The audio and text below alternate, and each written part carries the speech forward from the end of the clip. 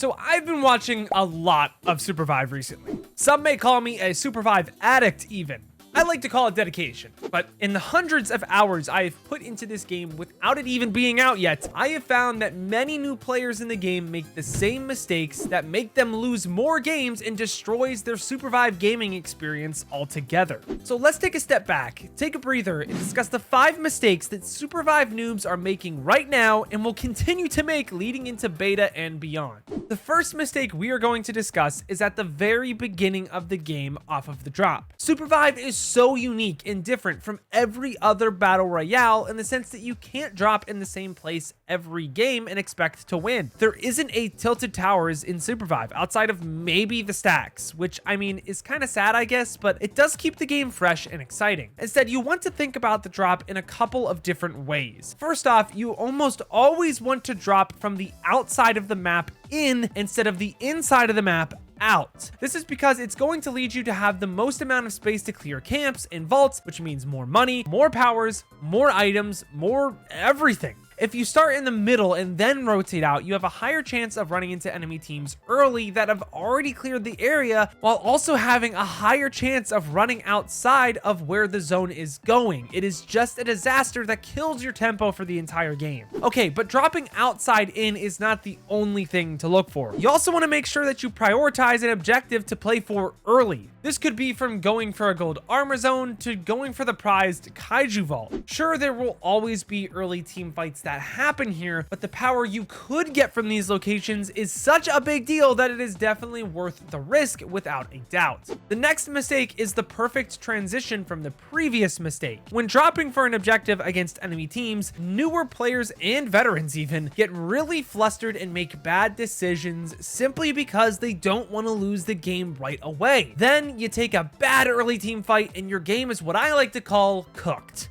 A bad fight looks like dropping and not prioritizing killing creeps first, forcing you to engage on the enemy team that has more buttons than you simply because they are level 3 and you are level 2 or even level 1. It might not seem like it, but it is a huge deal to make this mistake. So it is important that you take as many camps as possible to take a good fight instead of a bad one that makes you want to uninstall the game. Let's talk about some important numbers though in terms of leveling up. There are 3 creeps you will most likely run into at the start of every single game. The following metrics are based on if you defeat the creep solo. You have the small creeps that give you 60 XP each. You have the big creeps that give you 160 XP each. And then you have boars that give you 150 XP each. Level 2 requires you to get to 100 XP. And level 3 requires you to get to 150 XP. That means you need a total of 250 XP to get from level 1 to level 3 and then take a solid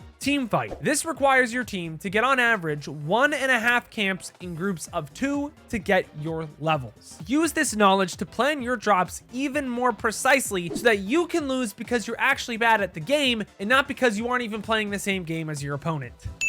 Alright, now that we've gotten the drop out of the way, the next mistake every Supervive noob is making is that they are not respecting the power spike in value that blue items are giving them every game they play. The difference between a green tech blade and a blue tech blade are night and day. Like, it's not even comparable how important it is to get these items as fast as possible. If you are not aware, when an item becomes a blue rarity, it gains one of 3 powerful special perks that the player gets to choose to evolve from. I'm not going to go through every single evolution in this video. That is what the codex or the learn tab is for. But what I'm going to say is that while it may take you some time to learn, this is something that you simply cannot overlook. Getting these items as fast as possible for your whole team is super important. I view it in importance of moving from 60 FPS in games to 144 FPS. That is how big the difference feels. Red items are like if you want to go to 500 FPS. Still quite a big difference, but nothing is quite as noticeable as 60 FPS to 144.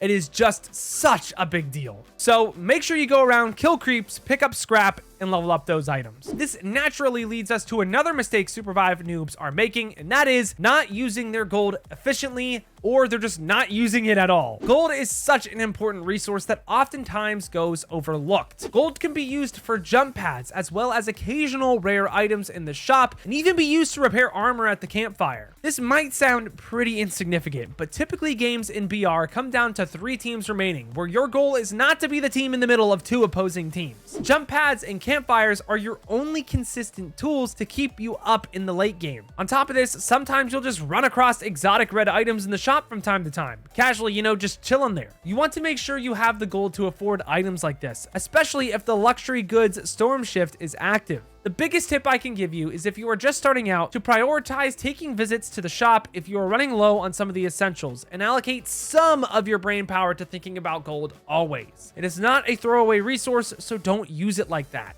The last mistake Supervive noobs are making is that they are not using their powers, or even forgetting that they have them. Now, I'm not gonna lie, I have done every single one of the mistakes on this list today, and I am not God's gift to Supervive. But this one is by far my biggest problem as a player that has been playing this game for a little over a year. Coming from an Overwatch background, it is not something I am used to thinking about, but there are no excuses because it is simply losing you fights. Make sure that you are pathing around the map to at least get powers in your inventory and use them to approach different fights in a variety of ways. Not only does this make the game more fun and replayable, but it will also just help you win more fights in general. The biggest tip I can give you is, again, go to the Learn or Codex tab and read what all the different powers in the game do. Do everything you can to get comfortable with the options that you have. It will take some time. I'm still not perfect, but every single button in the game counts, which is what makes it so fun. And that wraps up the 5 mistakes that Supervive noobs make that you should avoid. Supervive can be a pretty punishing game at first, but once you learn it, it is just too much fun. If you liked the video, make sure you stick around for all my future content by giving the video a like and subscribing. I will be streaming Supervive every day here on YouTube, as well as on my Twitch. Both links will be in the description. Thank you guys all so much for watching,